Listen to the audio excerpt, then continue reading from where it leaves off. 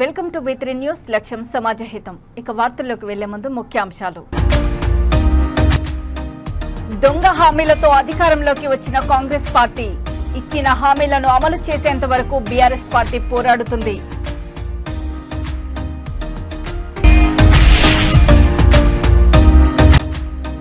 రైతు ఏడ్చిన రాజ్యం ఎప్పుడు బాగుపడదు. కాంగ్రెస్ పార్టీకి వచ్చే ఎన్నికలలో తగిన గుణపాఠం చెబుతాం.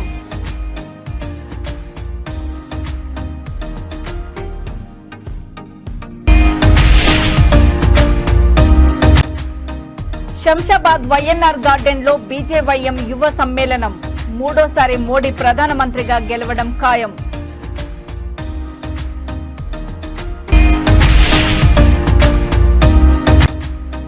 ఎన్నికల ప్రచారంలో దూసుకుపోతున్న స్వతంత్ర అభ్యర్థి పోలన్న. బలహీన వర్గాలు బాగుపడాలంటే బీసీలకు అవకాశం కల్పించాలి.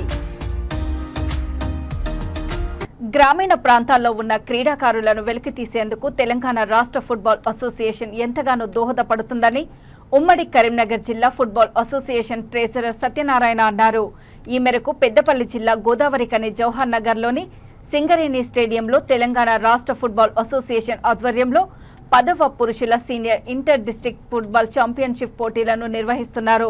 కార్యక్రమంలో పాల్గొన్న Singareni medical superintendent doctor Rajeshwar sports జెండాను ఆవిష్కరించి పోటీలను ప్రారంభించారు. ఈ కార్యక్రమంలో general secretary Ganapathi, vice president RA Naidu, క్రీడాకారులు పాల్గొన్నారు.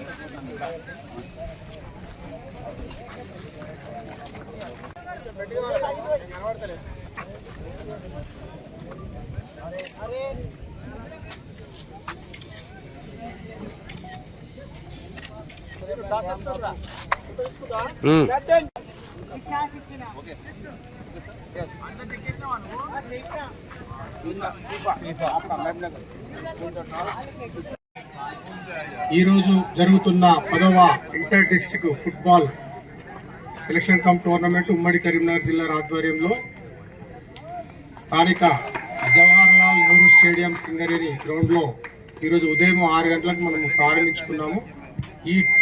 ఈ టోర్నమెంట్ కమ్ సెలక్షన్స్కి రాష్ట్ర వ్యాప్తంగా ఉమ్మడి జిల్లాలు 10 జట్లు ఇచ్చేసినవి. నిన్న సాయంత్రమే వాటికి డ్రాస్ తీయగా 3 రోజులు ఇది లీగ్ మ్యాచెస్. లీగ్లో ఫస్ట్ డే ఈరోజు 6 మ్యాచ్లు ఉంటున్నాయి, సెకండ్ డే 7 మ్యాచ్లు, థర్డ్ డే 7 మ్యాచ్లు, ఫోర్త్ డేన సెమీఫైనల్స్ నాకౌట్ సిస్టంలో ఉంటుంది. మార్నింగ్ నాకౌట్ అయిపోయినాక ఈవినింగ్ షెడ్యూల్లో ఫైనల్స్, థర్డ్ ప్రైజ్కి పోటీలు జరుగుతాయి.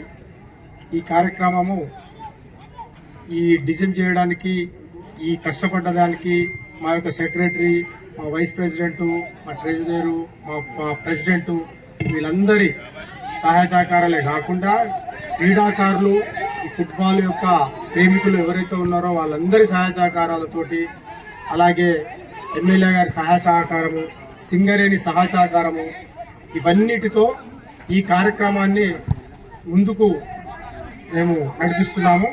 ఈ కార్యక్రమంలో ప్రతి ఒక్కరి కంట్రిబ్యూషన్ ఉంది. ఈ కంట్రిబ్యూషన్ లేకపోతే అసలు ముందుకు జరగడం కూడా చాలా ఇది ఉంది. వేరే గేమ్ల కంటే ఆటోమేటిక్ ఇలాంటి టోర్నమెంట్ జరగడం వల్ల గ్రామీణ ప్రాంతాల్లో ఉన్న క్రీడాకారులు ప్రోత్సహించినట్టు మనకి చాలా సపోర్టివ్గా ఉంటుంది ఆర్గనైజేషన్ నుంచి. సో గ్రామీణ ప్రాంతాల్లో ఉన్న క్రీడాకారులని, ప్రతిభ గల క్రీడాకారులను గుర్తించి రాష్ట్ర స్థాయికి తీసుకెళ్ళి వాళ్ళని అక్కడ ప్రాబ్లమ్స్ టీమ్ తీసేసి నేషనల్ లెవెల్లో ఆడించడం జరుగుతుంది.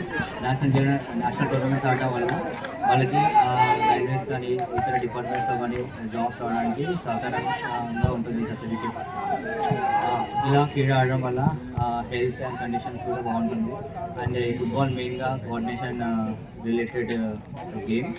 సో దొంగ హామీలతో అధికారంలోకి వచ్చిన కాంగ్రెస్ పార్టీ ప్రజలకు ఇచ్చిన హామీలను అమలు చేసేంత వరకు బీఆర్ఎస్ పార్టీ ప్రజల పక్షాన పోరాడుతుందని రామకొండం మాజీ ఎమ్మెల్యే కోరుకంటి చందర్ అన్నారు.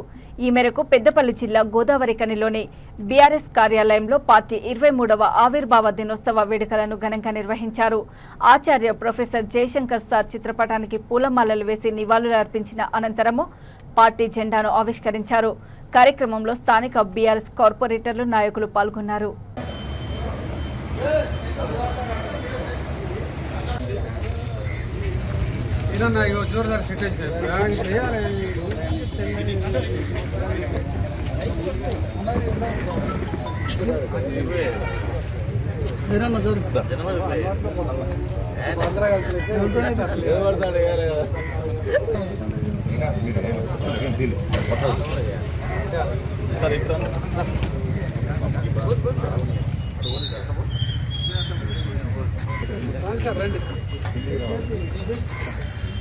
రామొద్దన రావే కొంచెం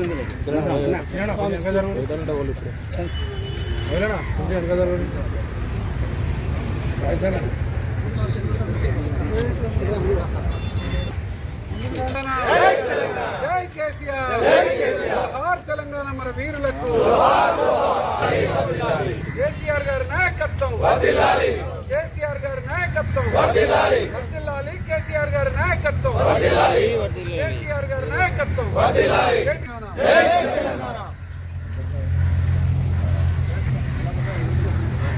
దినోత్సవాన్ని పురస్కరించుకొని రామగుండం నియోజకవర్గ బీఆర్ఎస్ పార్టీ కార్యాలయంలో జెండా ఆవిష్కరణ చేయడం జరిగింది.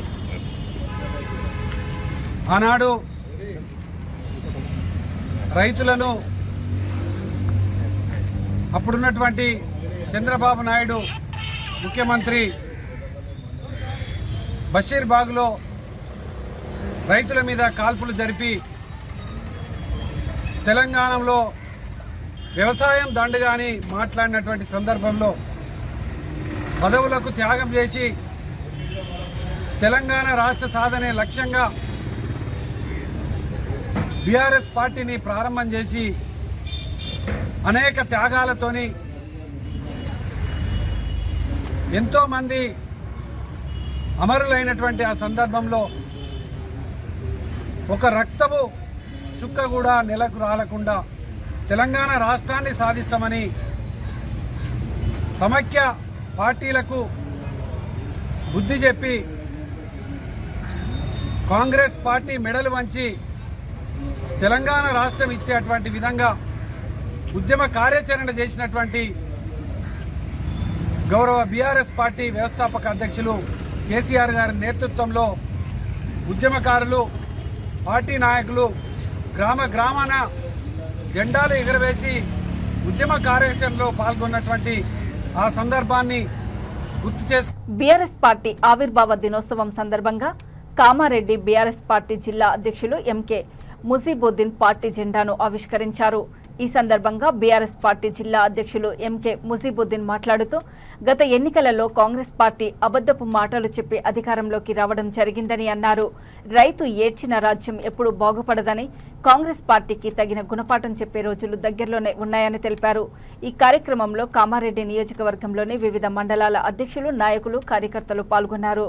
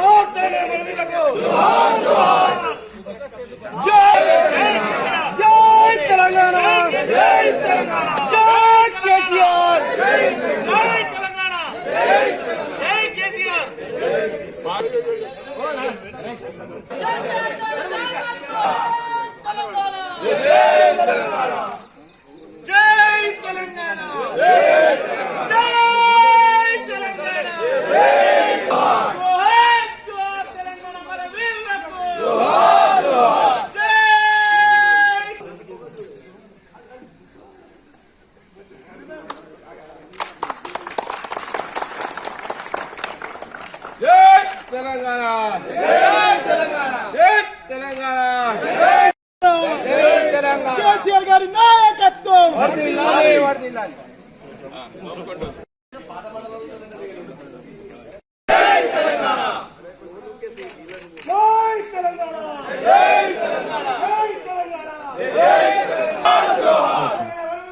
ఒకటి ఈ రోజు అంటే ఏప్రిల్ 26 నాడు కేసీఆర్ గారి ఆధ్వర్యంలో తెలంగాణ రాష్ట్ర సాధన కొరకు ముఖ్యంగా తెలంగాణ ప్రజలు నీళ్లు నిధులు నియామకాలు అనే ఉద్యమాన్ని చేపట్టడం జరిగింది. ఆ రోజు నుంచి మొదలుకొని ఆ రోజులో ఉన్న కొద్ది మందిలో ఇప్పుడు మనకి ఇక్కడ కూడా ఈ రోజు మనం జెండా ఆవిష్కరణలో కూడా పాల్పంచుకోవడం చాలా అభినందనీయం. ఎందుకంటే సంతోషదాయకం. ఆ 23 సంవత్సరాల నుంచి ఉద్యమ బాట బట్టి 14 సంవత్సరాలు పోరాడి సాధించుకున్న తెలంగాణ తర్వాత అధికారంలో చేపట్టిన తర్వాత బంగారు తెలంగాణ దిశగా 10 సంవత్సరాలు అహర్నిశలు కృషి చేసి ఈరోజు తెలంగాణ రాష్ట్రమే దేశంలో ఒక మంచి రాష్ట్రంగా నంబర్ 1 రాష్ట్రంగా పేరు తెచ్చుకున్నదంటే దానికి ఈ ఎంతో మంది అమరులైన త్యాగాలు చేసిన కార్యకర్తలు నాయకులు ముఖ్య కారణము. దాన్ని నాయకత్వం వహించిన పెద్దలు కేసీఆర్ గారు ఇప్పటి వరకు కూడా బంగారు తెలంగాణ సాధించిన తర్వాత కూడా ఈ ఎన్నికలకు ముందు చెప్పడం జరిగింది. ఏదైతే బంగారు తెలంగాణ కామారెడ్డి జిల్లా బన్సువాడ పట్టణంలో బీఆర్ఎస్ పార్టీ ఆవిర్భావ దినోత్సవం నిర్వహించారు. బీఆర్ఎస్ పార్టీ కార్యాలయంలో గులాబీ జెండాను మాజీ స్పీకర్ ఎమ్మెల్యే పోచారం శ్రీనివాసరెడ్డి ఎగురవేశారు. ఎన్నికల్లో చందాలు ఇచ్చే వాళ్లకు 16 లక్షల కోట్ల రుణాలు మాఫీ చేశారు.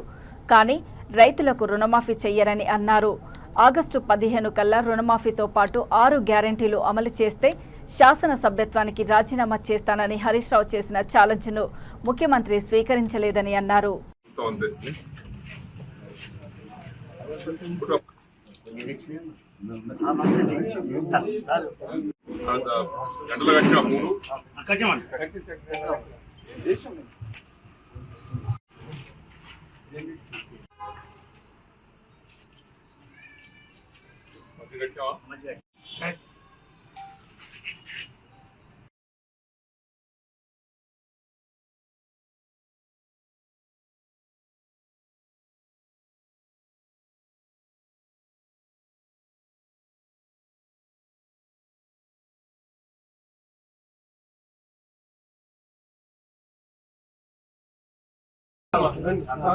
చెప్తున్నా బీజేపీ పార్టీ ఉంది. ఇంతనాళ్ళు సిగ్గులేదు ఇంతనన్నా. 10 సంవత్సరాల క్రితం తెలంగాణలో గవర్నమెంట్ వచ్చింది కేసీఆర్ నాయకత్వం. అదే 10 సంవత్సరాల క్రితం నరేంద్ర మోడీ గారు ప్రధానమంత్రిగా అక్కడ ప్రభుత్వం ఏర్పడ్డది. నువ్వు చెప్పు, రైతులకు ఏం చేసినావు నీ కేంద్ర ప్రభుత్వం ద్వారా ఒకటి చెప్పు, పేదలకు ఏం చేసినావో చెప్పు, యువకులకు ఏం చేసినావో చెప్పు, వృద్ధులకు ఏం చేసినావో చెప్పు, తెలంగాణ అభివృద్ధి కోసం ఏం నిధులు ఇచ్చినావో చెప్పు. అంతేగాని మైక్ పట్టుకొని वो कर देऊंगा ये कर देऊंगा क्या करते, भाषण करते खत्म. भाषण के सिवा तुम्हारे पास कुछ भी नहीं है. लोगों को बेवकूफ बना रहे भाषण देके. ओ किसान भाइयों का आमदनी दुगनी बनाएंगा, कहाँ बनाएंगे दुगनी? वो केसीआर सरकार यहाँ काश्तकारों के साथ रहते उनका आमदनी बढ़ाने की कोशिश करे. तुम చట్టం తెస్తానో రైతులకు చట్టబద్ధత కలిగిస్తానో రేటు కలిగించినావా? ఇప్పటికి పంజాబ్ హర్యానా వాళ్ళకి ధర్నాలు చేస్తూనే ఉన్నారు. 7వ తేదీ చనిపోయారు రైతులు రోడ్ల మీద. భాషను మాత్రం పెద్ద పెద్ద భాషలు ఇస్తారు. సార్కు 2 కరోడ్ ఉద్యోగాలు ఇస్తాను యువకులకు. 2 కరోడ్ నల్లధనం తీసుకొచ్చి పంచుతాన్నావు. పంచిన 1 రూపాయి అన్నా? నీ అదాని నీ అంబానీ నీ ఎంబడి ఉంటేవాళ్ళు నీ ఎలక్షన్ల చందాలు ఇచ్చేవాళ్ళకు 10 లక్షల కోట్ల రూపాయలు నువ్వు రుణం మాఫ్ చేస్తావు. బ్యాంకులు తీసుకున్న రుణాలు సంతకం పెట్టేసి మాఫ్ చేస్తావు నువ్వు అదాని అంబానీకి 10 లక్షల కోట్లు. ఇక్కడ 10 రూపాయలు రైతులకు రుణమాఫీ చేయవు, 10 రూపాయలు గరీబులకు రుణం అప్పు ఇవ్వవు. కాంగ్రెస్ పార్టీ గతి. నేను హరీష్ రావు ఛాలెంజ్ చేశారు. రుణమాఫీ ఆగస్టు 15 తారీఖు వల్ల రుణమాఫీతో పాటు నువ్వు ఇచ్చిన 6 గ్యారెంటీలు అమలు చేస్తే నేను సిద్దిపేట శాసనసభ్యుడిగా రాజీనామా చేసుకుంటాను అని అమరవీల స్థూపం దగ్గర పోయి కాగితం పెట్టాడు. రుణమాఫీతో పాటు 6 హామీలు, ఒక రుణమాఫీ అనలే, రుణమాఫీతో పాటు 6 హామీలు అంటే 13 అంశాలు ఉన్నాయి అందులో. తులం బంగారం కావచ్చు, కళ్యాణ లక్ష్మి తోడుగా ఆడబిడ్డకు 2,500 రూపాయలు కావచ్చు. ఆగస్టు 15 తారీఖు వల్లగా ఇవన్నీ అమలు చేస్తే మా హరీష్ రావు గారు శాసనసభ్యత్వానికి రాజీనామా చేస్తున్నారని నిన్న అమరవీల స్థూపం దగ్గర పెట్టేశాడు. నువ్వు పోయినావా? నిచ్చినావు రాజీనామా? నీ మాట మీద నీకు ధైర్యం ఉంటే చేస్తాను బాధాప్తా, నేను రాజీనామా చేస్తాను. హరీష్ రావు ఛాలెంజ్ను స్వీకరించినవా? స్వీకరించలేదు, భయపడ్డు. ఎందుకు? నీ పట్ల నీకే విశ్వాసం లేదు, చేస్తాను నమ్మకం లేదు, అందుకే ఛాలెంజ్ స్వీకరించలేదు. శంషాబాద్ వైఎన్ఆర్ గార్డెన్లో బీజేవైఎం యువ సమ్మేళనం జరిగింది. ఈ కార్యక్రమంలో ముఖ్య అతిథిగా చేవెళ్ల పార్లమెంటు అభ్యర్థి కొండా విశ్వేశ్వరరెడ్డి హాజరయ్యారు. వారు మాట్లాడుతూ కేంద్రంలోని బీజేపీ ప్రభుత్వం అనేక సంక్షేమ పథకాలు చేపట్టడం జరిగిందని, మూడోసారి మోడీ ప్రధానమంత్రిగా గెలవడం ఖాయమని అన్నారు. ఈ కార్యక్రమంలో బీజేపీ రాష్ట్ర నాయకుడు డాక్టర్ ప్రేమ్రాజ్, బీజేవైఎం రాష్ట్ర అధ్యక్షులు చేవెళ్ల మహేందర్, బీజేపీ యువకులు భారీ ఎత్తున పాల్గొన్నారు.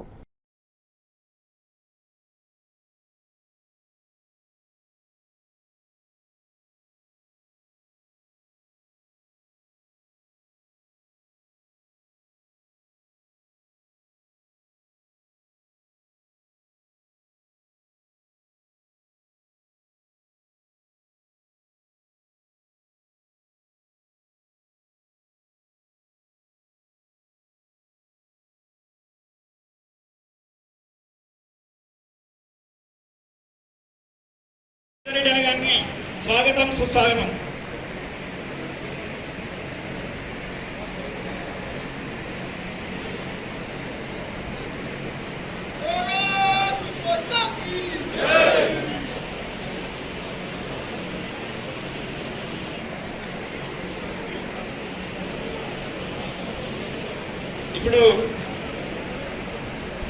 ఇప్పుడు మన చేవెళ్ళే అభ్యర్థి అయినటువంటి కొండా విశ్వేశ్వరరెడ్డి గారిని బీజేవైఎం చేవెళ్ళే అసెంబ్లీ కమిటీ ఈ యొక్క కొండా విశ్వేశ్వరరెడ్డి గారిని సన్మానించాల్సిందిగా కోరుతా ఉన్నాం. భారత్ మాతా కీ.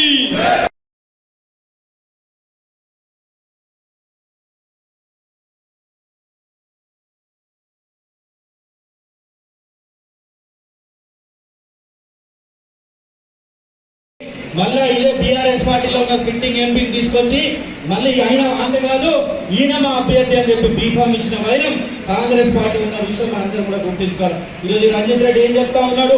ఈ రోజు మనందరికీ తెలుసు, ఇదే ఉన్న కాంగ్రెస్ పార్టీ వాళ్ళు గతంలో ఇదే రంజిత్ రెడ్డి గారిని ఎన్నో రకాలుగా ఆరోపించారు. గతంలో బీఆర్ఎస్ పార్టీలో ఉన్నప్పుడు గుడ్లు దొంగతనం చేసిండు, కోట్ల దాన దొంగతనం చేసిండు, ఈరోజు ఎన్నో భూములు కబ్జాలు చేసిండు అనే విషయాన్ని మనందరం కూడా గుర్తించుకోవాలి. మళ్ళీ అలాంటి అవినీతి పరున్న అభ్యర్థిని తీసుకొచ్చి ఈరోజు అభ్యర్థిగా వారు మన అభ్యర్థిపై పోటీకి నిలిపిన విషయాన్ని మనందరం గుర్తించుకోవాల్సిన అవసరం.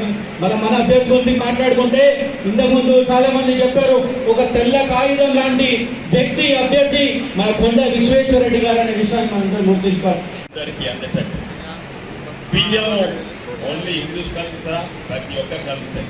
ఇంకా అయినాలంటే ప్రధానమంత్రి ఆవాస్ యోజన కింద ఇల్లు 31% మంది ముస్లిమ్స్ అంటే హిందూస్ కంటే ఎక్కువ ముస్లిమ్సే ఎక్కువ వాడుకుంటున్నారు. మరి Mudra loans 36% Mudra loans Muslims వస్తుంది. హిందూస్ కంటే ఎక్కువ వాడుకుంటున్నారు, హిందూస్ కంటే ఎక్కువ వస్తున్నది. అందరినీ ఆదుకుంటారు. కానీ మనము హిందుస్థాన్ మన మతం మీద మనం గిట్ట మన మీద చెయ్యలేస్తే మనం మూడుతోటి జవాబిస్తాము. ఎవడే కానీ అది మతం ఏం చూడము, కులం చూడము.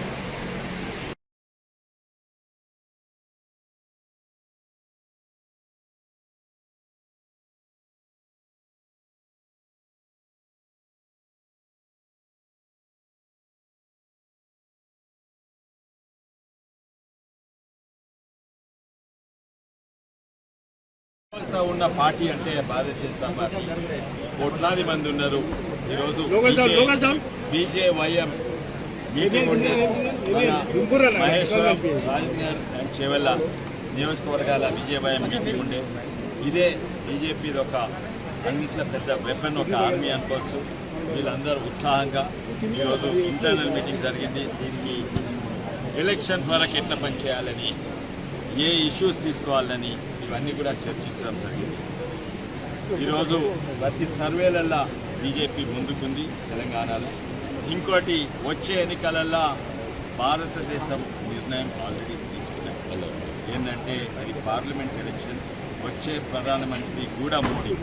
ఎన్నో కారణాలు ఉన్నాయి, కానీ అన్నింటిలో సింపుల్ కారణం ఏంటంటే అవతలి అభ్యర్థి ఎవరు అని నిర్ణయం తీసుకోలేదు. ఆ ఐఎన్డిఏ కూటమి కూలిపోతుంది, అలా ఎవరు అభ్యర్థి తెలియదు.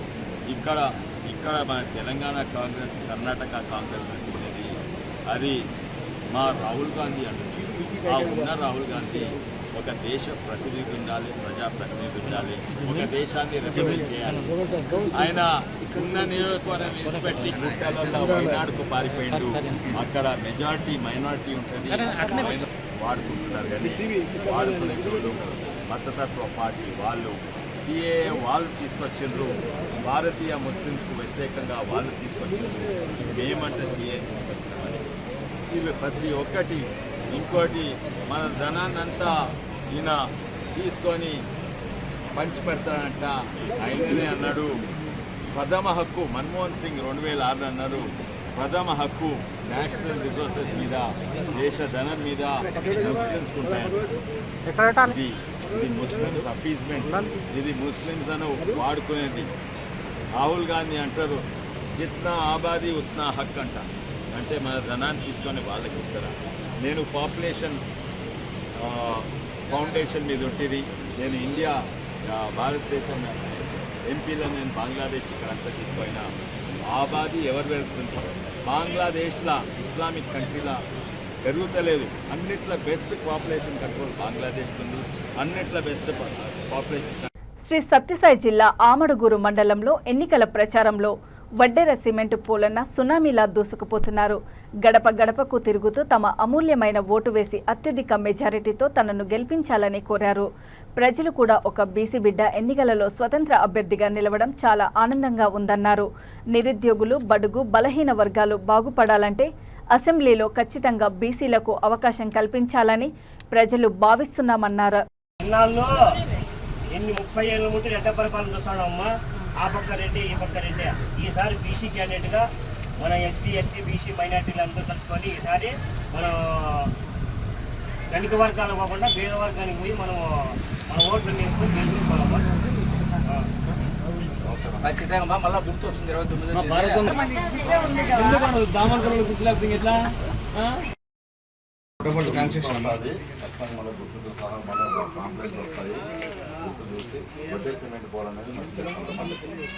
ఇంకా పోటీ చేస్తున్నాను ఇండిపెండెంట్ గా. వడ్డే సిమెంట్ పోలన్నా ఖచ్చితంగా మాకు ఓటేసి గెలిపించండి. మళ్ళా ప్రాంప్లెంట్ తో సహా మళ్ళీ వస్తాము, తిరుగుతాము. ఇంకా వచ్చిన వాళ్ళకి అందరికీ చెప్పండి, మన వాళ్ళు మన మిత్రులు అని చెప్పి. ఏదైనా వడ్డే సిమెంట్ పోలన్నా మళ్ళీ గుర్తు కూడా తీసుకొని వస్తాము, మళ్ళీ తిరుగుతాము. ఖచ్చితంగా మాకు ఓటేసి గెలిపించండి అన్న తల్లి. మేము ఇండిపెండెంట్గా పోటీ చేస్తున్నాము. వడ్డే సిమెంట్ పోవాలన్నా మా తమ్ముడు. ఇక వార్తలు ముగించే ముందు ముఖ్యాంశాలు మరోసారి. దొంగ హామీలతో అధికారంలోకి వచ్చిన కాంగ్రెస్ పార్టీ ఇచ్చిన హామీలను అమలు చేసేంత వరకు BRS party పోరాడుతుంది.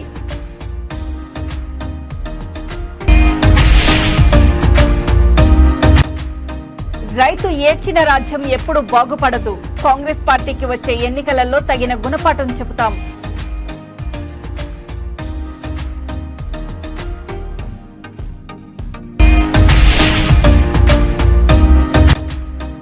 Shamshabad YNR garden లో బీజేవైఎం యువ సమ్మేళనం. మూడోసారి మోడీ ప్రధానమంత్రిగా గెలవడం ఖాయం.